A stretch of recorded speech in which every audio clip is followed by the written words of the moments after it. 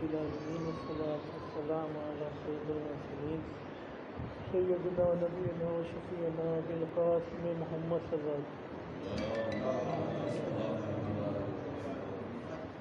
مسلمانوں کا نبی اپنی پیاری اور اکلوتی بیٹی جناب سیدہ کا امت سے تعارف کراتے ہوئے ارشاد فرما رہا ہے کہ دیکھو فاطمہ میرا ٹکڑا ہے۔ قبل اس کے کہ سیرت معصومہ پر روشنی ڈالی جائے، مناسب معلوم یہ ہوتا ہے کہ اس حدیث کے بیان کرنے والے کا بھی ہلکا پھلکا تعارف کرا دیا جائے، کیونکہ جب تک بات کرنے والے کی حیثیت ہی کا تعارف نہ ہوگا اس وقت تک اس کی کہی ہوئی بات کا کیا اثر ہو سکتا ہے۔ آئیے رسالت مآب کا صحیح تعارف حاصل کرنے کے لیے قرآن مجید اٹھائیں، کیونکہ اس پر سارے مسلمانوں کا بلا اختلاف ایمان ہے۔ جب قرآن کھولا تو سورہ نجم میں رسول مقبول کا بھرپور تعارف موجود ملا۔ اعلان ہو رہا ہے میرا رسول تو کوئی بات کرتا ہی نہیں مگر وحی الہی کے مطابق۔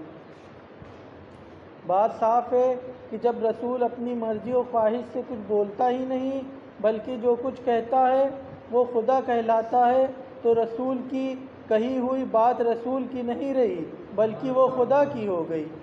اب سیدہ کونین کے لیے بھی آپ جو کچھ فرمائیں گے وہ فرمان آپ کا نہیں بلکہ وہ اعلان خدا خالق کا ہوگا۔ آپ کا تعلق صرف جنبش زبان تک ہے اور بس، لہٰذا ثابت ہوا کہ فاطمہ کا تعارف فاطمہ کا باپ نہیں کرا رہا ہے بلکہ خدا بذریعہ محمد پہنچا رہا ہے۔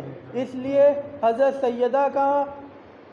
سیدہ کا منزلت و اہمیت سے انکار رسالت مآب کی توہین اور حکم الہی سے روگردانی ہوگی۔ قرآن مجید بے شک ہماری ایمانی کتاب ہے، لیکن تنہا کتاب باقی کافی نہیں ہوا کرتی۔ والدین بچے کو پڑھانے بٹھاتے ہیں تو تنہا مولوی اسماعیل کا قاعدہ ہی ہاتھ میں نہیں تھما دیتے ہیں بلکہ ساتھ میں ایک استاد بھی مقرر کیا جاتا ہے۔ استاد کی ضرورت محض بچے کو ہی نہیں بلکہ ہر عمر کے شخص کو ہوا کرتی ہے۔ اگر صرف کتابیں کافی ہوتی تو یہ مدرسے، اسکول اور کالج دنیا میں نہیں ہوتے۔ بالکل یہی صورت مذہب اسلام کی ہے۔ قرآن سے ہمیں علم تو ملتا ہے مگر درس عمل نہیں ملتا، اس کے لیے کہ خالق نے محمد و آل محمد کی معصوم ہستیاں خلق فرمائیں۔ یوں بھی قرآن خدا کا کلام ہے اور کلام ہمیشہ لب و لہجہ کا محتاج ہوا کرتا ہے۔ خدا نے مردوں کی ہدایت کے لیے محمد و آل محمد کو نمونہ عمل قرار دے کر بھیجا اور عورتوں کی رہنمائی کے لیے اپنی کنیز خاص سیدہ کونین کو خلق فرمایا۔ صلوات دیجیے۔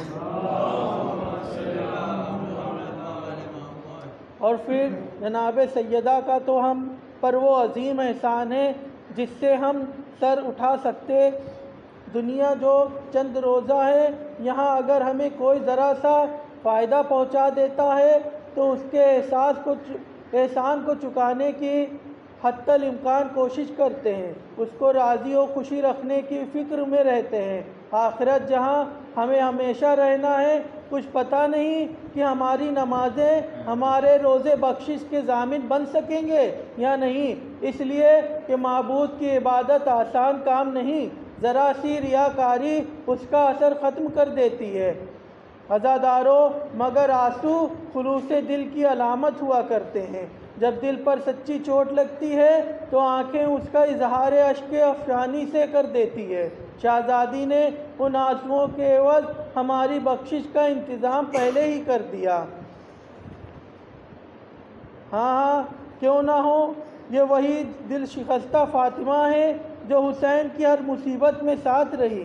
کوفے کی جلتی زمین پر جب یتیم سکینہ ناکے سے گر جاتی ہے تو روتی ہوئی بچی کو گود میں لے کر دلاسا دینے والی یہی دکھیاری فاطمہ تھی۔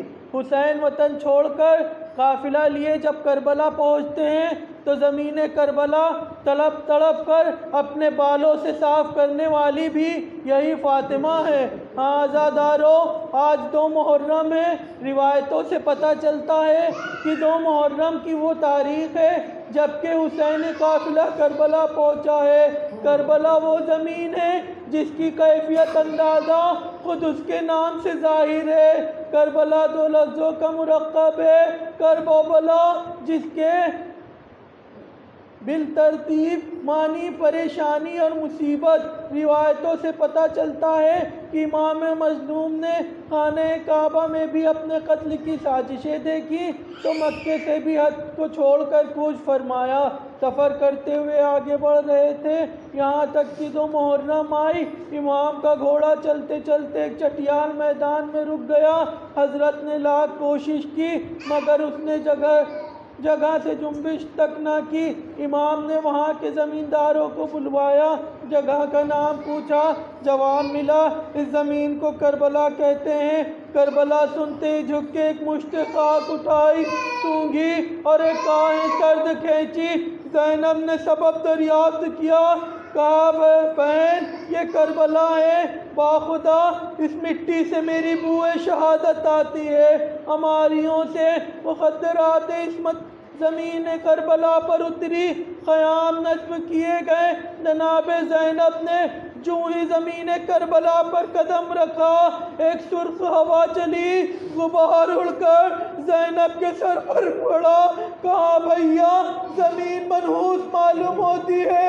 دن تمام ہوا، صحرا میں ہر طرف بھیانک اندھیرا پھیل گیا، دور تک سناٹا پھیل گیا۔ وطن سے دور ہولناک صحرا اور مدینے کے فراق سے بدحواس زینب رات بھر سو نہ سکی۔ جب آدھی رات ہوئی کسی بی بی کے رونے کی آواز سنائی پڑی۔ زینب نے بچوں کو سلا دیا اور خود پوری شب بیٹھ کر کبھی ٹہل کر رات آنکھوں میں کاٹ دی۔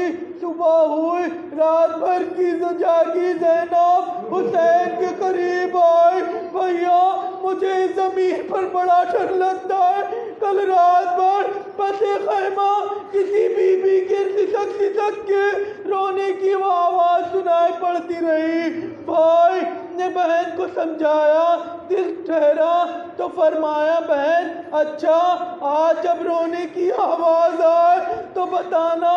دن تمام ہوا، رات کی سیاہی پھیلی، جب رات ہو گئی تو وہی رونے کی آواز پھر سنائی پڑی۔